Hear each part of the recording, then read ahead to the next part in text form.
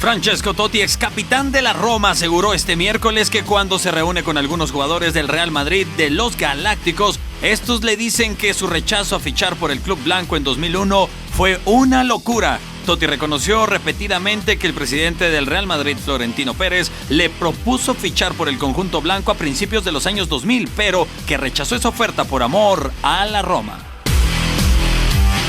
El referee veterano Bill Vinovich encabezará a la cuadrilla de oficiales para el Super Bowl en Miami. Vinovich está en su temporada 15 como oficial de la NFL. Previamente, trabajó el partido del 2015 entre los Patriotas de Nueva Inglaterra y los Halcones Marinos de Seattle.